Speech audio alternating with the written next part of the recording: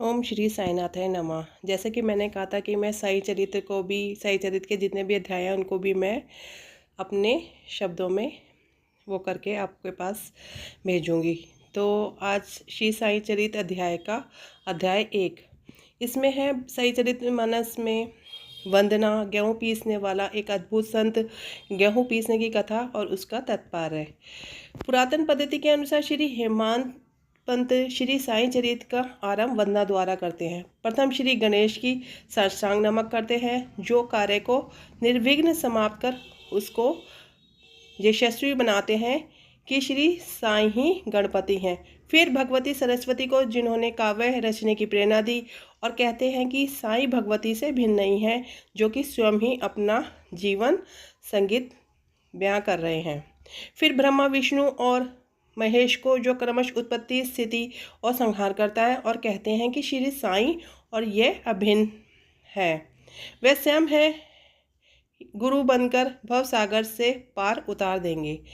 फिर अपने कुल देवता श्री नारायण आदिनाथ को वंदना करते हैं, जो कि कोकाण में प्रकट हुए। कोकाण वह भूमि है जिसे श्री परशुराम ने समुद्र से निकालकर स्थापित किया था, और अपने कुल के आदि पुरुषों को नमन करते हैं।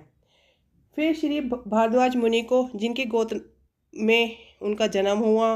पश्चात उन ऋषियों को, जैसे भृगु, पार्षद, नारद, वेदव्यास, सनक, संत कुमार, शुक, शौनक, विश्वामित्र, वामदेव, जैसनी, वैश्व्यापन, नवयोगी सिंह इत्यादि आदि अधुकाल के संत, जैसे निवृत्ति, ज्ञानदेव, सोपान, मुक्ताबाई, जनार्दन, एकनाथ, नामदेव, तुकाराम, कान्हा, नरहरि आदि को नमन करते हैं। फिर अपने पितामह सदाशिव, पिता रघुनाथ और माता को, जो उनके बचपन में ही गत हो गई थी। फिर अपनी बीवी को, जिन्होंने उनका भरण पोषण किया, और अपने प्रिय ज्येष्ठ भ्राता को नमन करते हैं। फिर पाठकों को नमन करते हैं, जिनसे उनकी प्रार्थना है कि वे एकाग्रचित होकर कथामृत का पान करें। अंत में श्री सच्चिदानंद सदगुरु श्री साईनाथ महाराज को, जो कि श्री दत्तात्रेय के अवतार और उनके आश्रयदाता है, और जो ब्रह्मा सत्य जगन्नाथ का बोध कराकर समस्त प्राणियों में एक ही ब्रह्मा की व्याप्ति की अनुभूति कराते हैं। तो सर्वप्रथम हम करते हैं गेहूँ पीसने की कथा से आरंभ। ये बात है सन 1910 में, कि एक दिन सुबह के टाइम साईं बाबा मस्जिद में होते हैं और वहाँ लोग जा रहे होते हैं, जिनका उनको देख के आशारे का ठिकाना नहीं रहता। साईं बाबा मुँह हाथ धोने के पश्चात चक्की पीसने की तैयारी कर रहे होते हैं। उन्हें फर्श पर एक टाट का टुकड़ा बिछाया, उस पर हाथ से पीसने वाली चक्की रखी। उन्होंने कुछ गेहूं डालकर पीसना आरंभ कर दिया। अब मैं सोचने लगा कि बाबा को चक्की पीसने से क्या लाभ है। उनके पास तो ना कोई वो भी नहीं है, और अपना निर्वाह भी भिक्षावृत्ति द्वारा ही करते हैं। इस घटना के समय वहां उपस्थित अन्य व्यक्तियों की भी ऐसी ही धारणा थी, परंतु उनसे पूछने का साहस किसे था। बाबा के चक्की पीसने का समाचार शीघ्र ही सारे गांव में फैल गया। उनकी यह विचित्र लीला देखकर कुछ नर नारियों की भीड़ मस्जिद में दौड़ पड़ी। उनसे 4 निडर स्त्रियां भीड़ को चीरती हुई ऊपर आईं, और बाबा को बलपूर्वक वहां से हटाकर हाथ से चक्की का खूंटा छीनकर और उनकी लीलाओं का गान करते हुए उन्होंने गेहूं पीसना आरंभ कर दिया। पहले तो बाबा क्रोधित हुए, परंतु फिर उनका भक्तिभाव देखकर वे शांत होकर मुस्कुराने लगते हैं। पीसते उन स्त्रियों के मन में ऐसा विचार आया कि बाबा के ना तो घर द्वार है और ना कोई बाल बच्चे हैं, तथा ना तो कोई देखरेख करने वाला है। वे स्वयं भिक्षावृत्ति द्वारा ही निर्वाह करते हैं।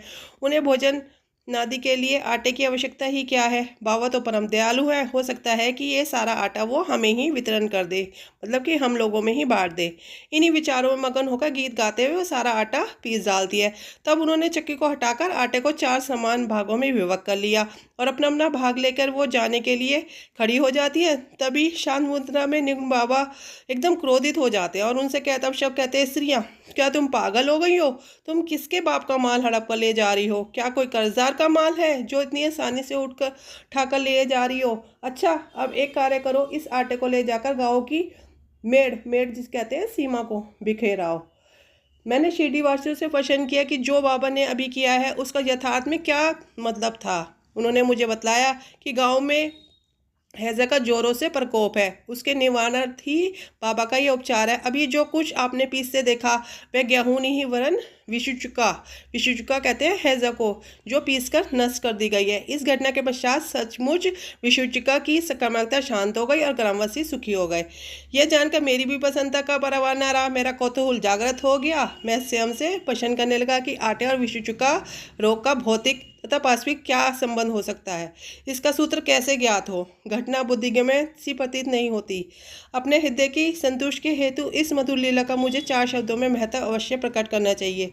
लीला पर चिंता करते हुए मेरा हृदय प्रफुल्लित हो उठा। इस प्रकार बाबा का जीवन चरित्र लिखने के लिए मुझे प्रेरणा मिली। यह तो सब लोगों को विदित ही है कि यह कार्य बाबा की कृपा और शुभ आशीर्वाद से सफलतापूर्वक संपन्न हो गया। अब है आटा पीसने से क्या तात्पर्य है।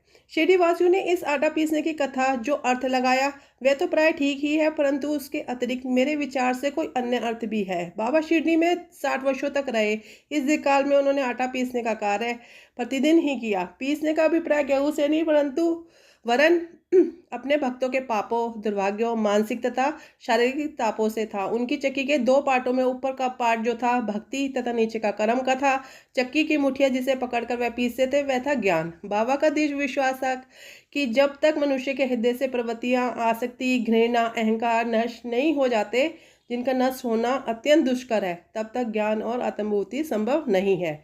यह घटना कबीरदास जी की इसके तदनुरूप घटना की स्मृति दिलाती है। कबीरदास जी एक स्त्री को अनाज पीसते देखकर अपने गुरु निपट निरंजन से कहने लगे कि मैं इसलिए रुदन कर रहा हूँ कि जिस प्रकार अनाज चक्की में पीसा जाता है उसी प्रकार मैं भी भवसागर रूपी चक्की में पीसे जाने की यातना का अनुभव कर रहा हूँ।